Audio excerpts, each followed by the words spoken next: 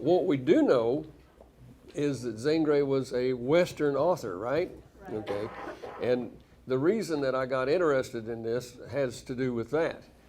But we're going to find out a whole lot more about this guy that's going to be kind of a surprise. It's kind of like that thing on TV that ad for, I think it's Geico, Did You Know? So, and the sort of the byline on this is, and everything we do in here really, is something that Winston Churchill once said, who, by the way, was half American. If we don't learn the lessons from history, we're doomed to repeat their mistakes. And I think that this guy, Zane Grey, needs to be brought back up, and you'll find out why in a little bit. I inherited the entire shelf of Zane Grey books from my dad when he passed away. And it's this really nice set. They all have the same colored backing and everything. All the Riders of the Purple Sage, all these wonderful Western novels. And they are predominantly about a central character who is this tall, good-looking cowboy kind of guy who has all this integrity and all these principles and fights for the right and all that kind of a Superman in cowboy costume. And they're set like in Arizona, mostly, somewhere in the West. And he describes the settings so beautifully that you feel like you've been there. These canyon lands and all this, rivers, mountains, all this, horses, cowboys. And then, of course, there's always this romantic interest, you know, the woman who he falls in love with. And all through the book, there's this romantic tension, you know, will she or won't she, will she, won't she? And then finally he ends up with her at like the last page or sometimes the last paragraph, you know, and they lived happily ever after. So that's kind of the model of his books. Okay, so who is this guy? Well, he was born in 1871, interestingly enough. I think he died in 1934, somewhere in that vicinity. He was born in Zanesville, Ohio. His real name was Pearl Zane Grey. Now, you can well imagine, now I've known a couple of guys named Pearl. Yes, that too, yeah. I've drank a bunch of guys named.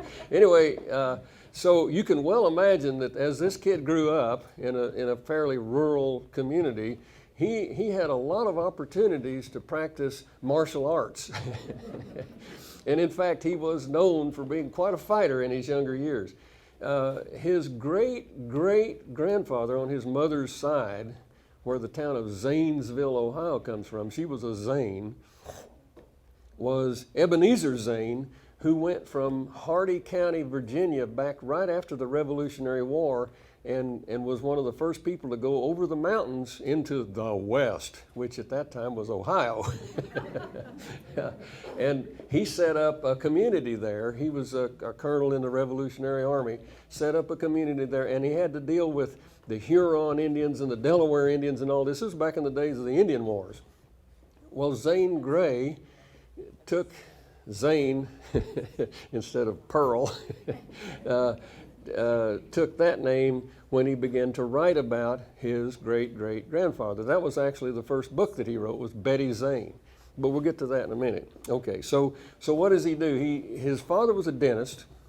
He grew up learning to do some of the things to help his father, and he actually did some extractions as a teenager, you know, to help his father out there in Ohio in the 1880s. Finally gets to college. He goes to college at Pitt, played baseball, actually was a fairly well-known baseball player for a while. And then in those days, you went to college and became a dentist. Nowadays, you go to college and then you go to dental school and you become a dentist. But in those days, after 4 years of college, he was a dentist. Moved to New York City, to an area right in the middle of Manhattan, and opened a dental practice. Did you know? But because he grew up out in the country and he grew up fishing a lot, that was one of his favorite sports aside from fighting and playing baseball, that he had to get out of town. So he would go to Pennsylvania, New Jersey, up and down the Delaware River. There was one particular creek called the Lackawaxen Creek that's a tributary to the Delaware River that he particularly liked to fish. And as a very young man, he could fish these enormous bass and trout and so forth out of the river, that the fishermen that would come down from New York City, they'd fish up down the river with their fly rods and stuff, and they'd get nothing, and he'd come up with this whale because he actually waded down into the creek and got to know the creek, and he became quite a naturalist during this time. Well, he had to get out of New York City.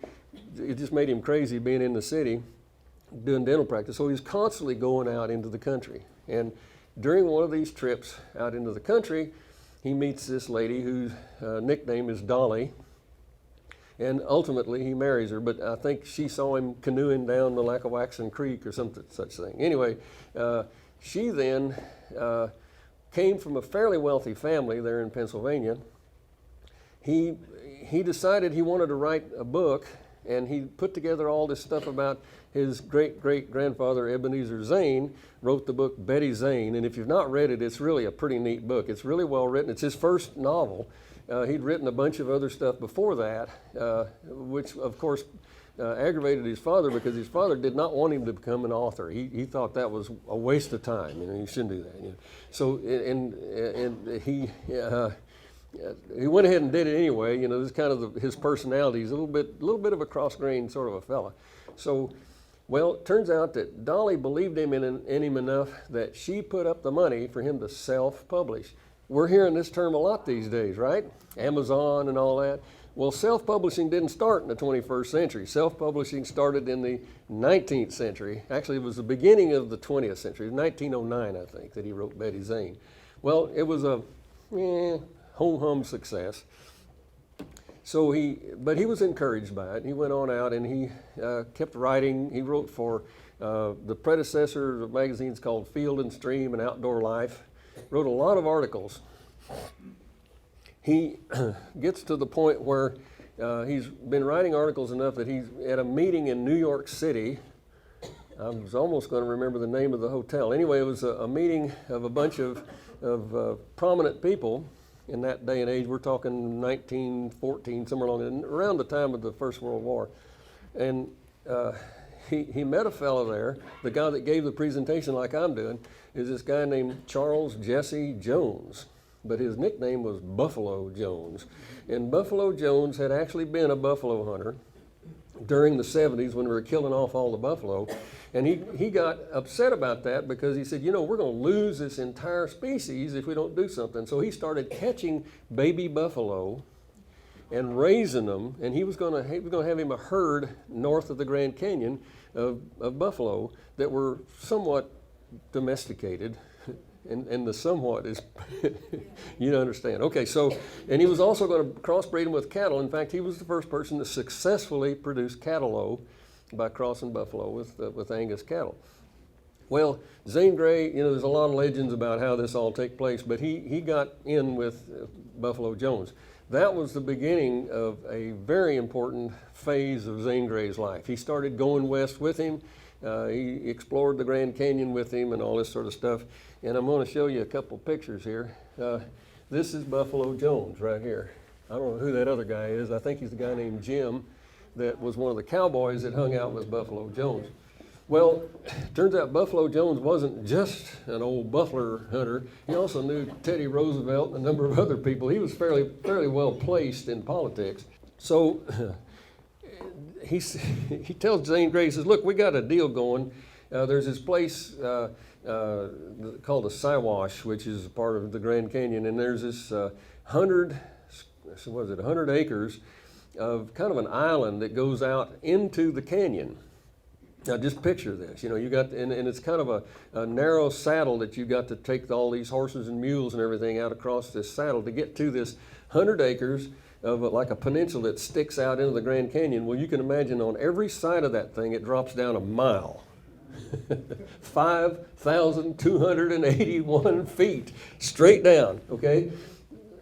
Well, what's he going to do? He's going to catch mountain lions, because this place is just literally just oodles of mountain lions all over this place. And he's going to catch them and take them back and put them in zoos and stuff. Now, he's not intending to kill them. He just wants to go get him some, an old Tom, and I think one of these might be old Tom, I don't know, but he was a big old cat. So Jones takes Zane Grey and 4 or 5 other guys out there, and these dogs lion hunting dogs.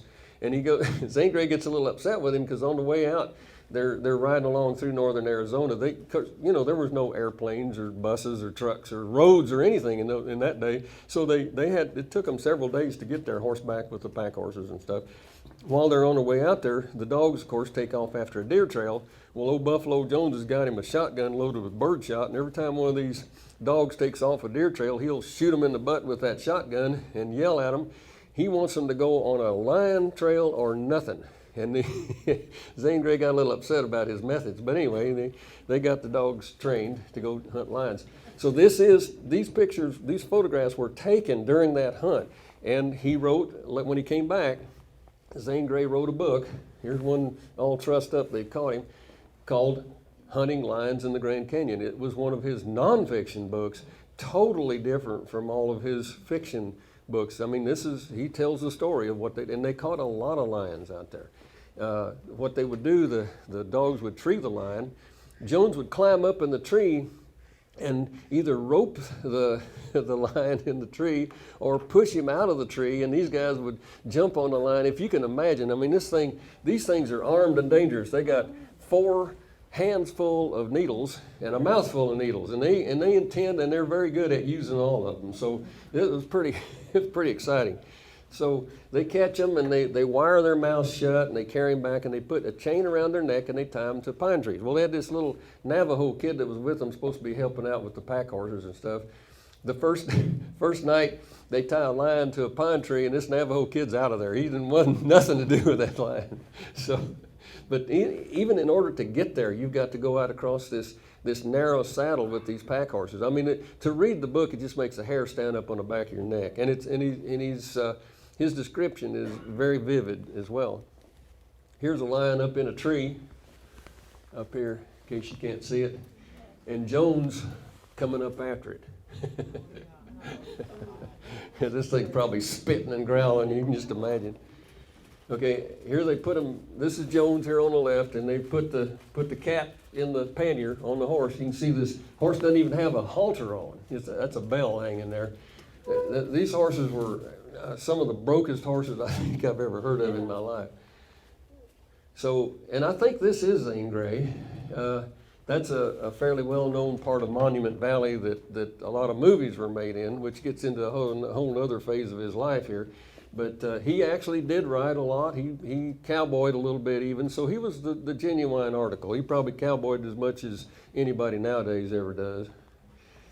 Here he is again. This is in some old, probably a movie set actually, in Old Town, but that's our dentist out west. Okay, so, and here's a picture of, I don't know how they got this, but this is a picture of him as a boy going out he was the Lord of Lackawaxen Creek, and he's going out to go fishing. Here this is Buffalo Jones again. He's having a little conversation with one of the lions, and you can see the chain here that attaches the lion to the tree. And you can see this lion's not extremely ecstatic with his presence. Old Sultan was another male lion that they got. One of the lions that they got after, and once they get to where these lions are, they've been running these horses, and you can imagine on this 100 acres, they're running hell-bent for leather across this country. And I always wondered, what do you do when you come to the edge? And I'm kind of acrophobic anyway. So he goes after this lion, he and one of the dogs. He kind of climbs down the edge, and now we're talking about the edge of the Grand Canyon's right over here. His lion's back up kind of in a cave, and then he realizes, I'm not real sure why I've done this, because here's this lion that's kind of backed up in this cave, and he can't get away from him. And here's Zane Grey. He's walked around this narrow thing to get into this cave, and he just happens to remember he's got a .45 on his hip. The lion attacks him, and he shoots the lion as the thing is almost in front of him, and it falls over the edge, and he never even hears him hit the bottom. It's so far down. It's stuff like that makes this book a real read. So, roping lions in the Grand Canyon, don't forget that. Here's our man Zane Grey, the dentist, looking down at his cabin on the Delaware River. So that's his home away from home when he gets out of New York City. Well, he leaves New York City. He takes several trips out to Arizona, a lot of trips to Arizona. And this one, he takes a Navajo guide, takes him out to he was the first white man that we know of to ever see this. They call it Nonizochi, and there's actually quite a story about that. But they go for several days through this sandstone desert to find this. This is up near Moab, Utah, I believe. And there's a lot in Arches National Monument, which is an interesting thing because as Zane Grey goes along, he realizes these unspoiled places in the United States are at risk. Developers are liable to come in, this sort of thing. And he takes a very strong interest in preserving the nature in the United States, and in fact was very instrumental in improving on the national park development. Everybody thinks Teddy Roosevelt started. I think it was Warren G. Harding that actually designated Yellowstone, which was the first of the national parks. But Zane Grey got real interested in this project and had a lot to do with why some of these parks got designated. So what else does he do? Well, he goes from fishing bass and trout in the creeks to going out to like the Rogue River in Oregon and down to the Florida Keys, which at that time had no buildings on them at all, if you can imagine that. After seeing the pictures that we saw on TV here a few weeks ago, up into like Nova Scotia and Newfoundland, and finally he gets started going out into the Pacific. He buys a ship, not a boat. Now, how does he do this? Well, by this time his books have sold so well that this guy, even today, probably is one of the best remunerated authors we've ever had. This guy was a millionaire by this time. So he buys a ship, and of course they don't have airplanes and stuff, so he goes to like New Zealand and Tahiti and all over the Western Pacific fishing for these kind of monsters. I think that's a blue marlin. No, it's a striped marlin. And some of the fish that this guy caught when he went out into the ocean still are records. They're over 1,000 pounds. This thing, I forget, does it say on there? Okay, it's a 316-pound Catalina striped marlin. And he was a member of several fishing clubs. But this was before the American Angler Society, so his numbers are not recorded in the American Angler Society. Kind of interesting. Here he's out hunting in northern Arizona with one of his favorite pooches, and he hunted turkey and bear and this sort of thing. He wasn't quite as big a hunter as he was a fisherman, but he did do some hunting. And interestingly enough, in his fishing, in the early 1900s, the big thing in the Outdoor Life and Field and Stream magazines was these guys that would have these creels they'd caught 100 fish. Well, he didn't approve of that. He says, one of these days, it's going to get to the point where we don't have enough fish. And this netting and this catching of hundreds and hundreds of fish, this is not going to work. He says, we need to, and he was one of the first ecologists actually, he says, we need to be aware that this is liable to go away. We'll never see it again. So he would only catch what he needed. They would cook and eat what they caught, or, in the case of a fish like that, he'd have a whole community that could eat that fish. And then catch and release. So he was one of the first people to advocate catch and release, which is now kind of the in vogue thing for fishermen. In fact, if you put 100 dead fish on the tailgate of a pickup truck in Outdoor Life today, you'd probably end up in court somewhere. This is a tuna fish. I had no idea. All I ever knew about tuna fish was they're round things in a little flat can, right? He was up in Nova Scotia, and this is 1924. And he caught this 758-pound bluefin tuna. That'd make a lot of sushi, wouldn't it? Okay, this is one of his bear hunting companions. This is a guy named Ben Hott. You can tell by the expression on that guy's face, you don't want to mess with him. Even if you're a bear, you don't want to mess with him. And that's a bear hanging up next to him, by the way. That dark thing right there, that's one of his deals. And in those days, people ate bear, and they also used the bear skins for various things, rugs and what have you. But in the process of hunting, he also saw that, we've got forests that are being cut down and burned off. Of course, that's happening even today. We need to think about taking care of this country. We're losing stuff. We're losing forests, we're losing water quality. He advocated on the Rogue River not having roads going up down the river so that you have to really work to get to it. Well, of course, later on they put a road up by the Rogue River, and sure enough, just like he said, the development and everything, it's not the same place. It hadn't ruined it, but it's not the same place it was when he went there, when you had to go for days walking or riding a horse to get there. This is him. I think this is in Tahiti. He's fishing for natto. Yeah, it's in Tahiti. I had no idea Tahiti looked like that. I think it's like this palm trees in this island, looks kind of like Colorado. Here he is, this is sailfish off of Bora Bora. He gets around. Remember, he was a millionaire from writing all these cowboy stories, right? I think this is the largest blue marlin ever caught. This thing weighed in at 1,007, I don't know, big weight. The interesting thing about this story is, look it up here. See, it's kind of tore up there. This fish was so big that they couldn't bring it onto the boat that he was catching it off of. They had to drag it behind the boat. Well, out there in that part of the saltwater, blue water, there's a fish called a shark. He's actually not a fish. As soon as this thing got caught, the sharks got wind of it, or water of it, whatever you call that, and came in there and started attacking his fish. And so they're shooting him and bopping him on the nose and all this stuff. He's got another boat going along with him. They had to fight for every pound that they got into the shore on this fish, because the sharks dang near ate the tail off of it. Who knew? Just like Hemingway. That's right. Yeah, very much like the Hemingway story. Here he is. He's in fact, I think this is him catching that fish. And you can see, in fact, this guy, Zane Grey, was the first person to catch large game fish on regular tackle and bait. So he's the inventor of that technique, which now, everybody goes out and goes deep sea fishing now. Well, he's got started that.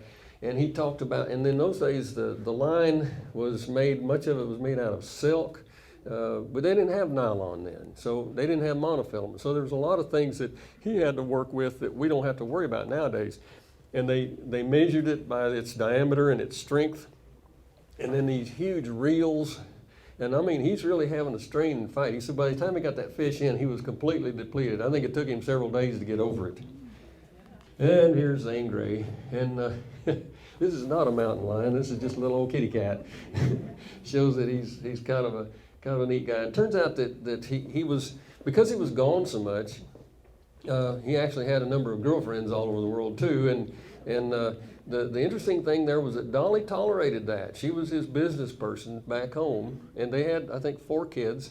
They all loved each other. He was kind of but his whole thing was, if you expect me to be the kind of man that gets an 8 to 5 job, stays in town and comes home every evening and puts his slippers on and reads the newspapers, you got the wrong dude, because that is not the way I'm going to be. I want to get out there and live in nature. So that's our guy. He got hooked in with a guy named Fox. Yep, that one. Fox News, all that sort of stuff. Well, the original Fox was one of the people that was starting up the Hollywood movie business. And Fox read one of his books and says, this is pretty good stuff. Many of his books, of his novels, these cowboy novels, subsequently were made into movies. And that was another source of income for Zane Grey. When I was growing up, I remember that there was Dick Powell's Zane Grey Theater on TV, and they would replay a lot of these movies. So it sort of became the way the cowboy story, the cowboy movies were done was basically modeled on Zane Grey's novels. That was all back during the 50s. Everything you saw was kind of followed his lead. And then I guess, I don't know, the statistics are staggering of all the different movies and the amount of money that he made off of them and all this sort of thing. So he became a major part of what produced Hollywood, which is now, gone on to make Star Wars and so forth. But so he was quite an innovator in that way as well.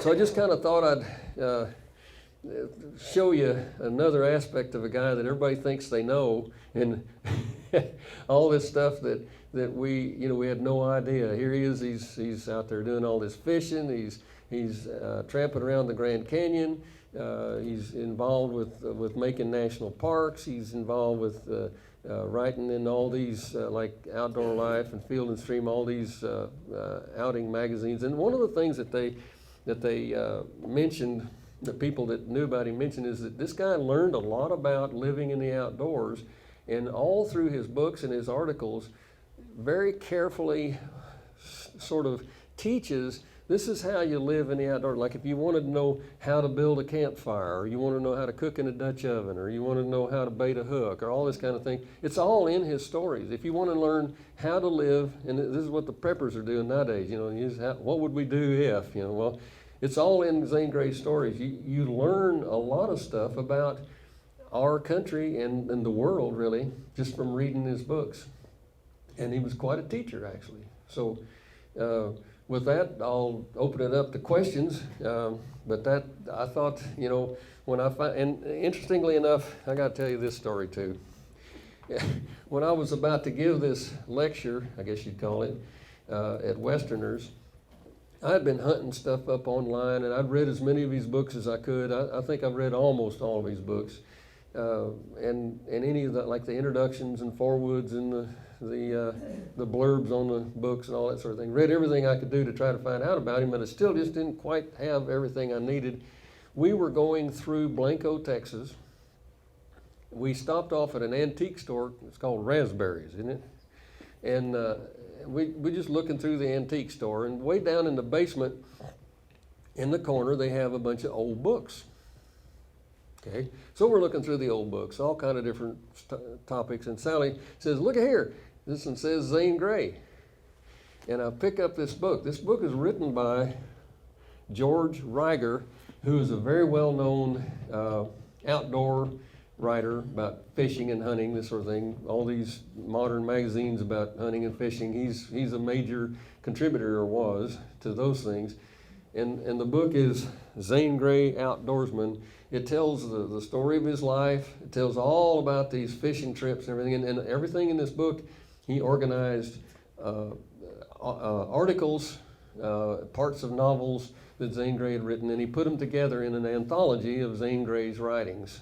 Mostly the things that you don't read in his cowboy books. These are mostly, it's the nonfiction stuff. And he wrote an enormous amount of nonfiction. So when I found this, and of course I immediately burned the midnight oil reading this book, but this tells the story of this guy who knew, that he was all these different things. All right, well, that's Zane Grey, and if you have any questions, I'll be glad to try to entertain them.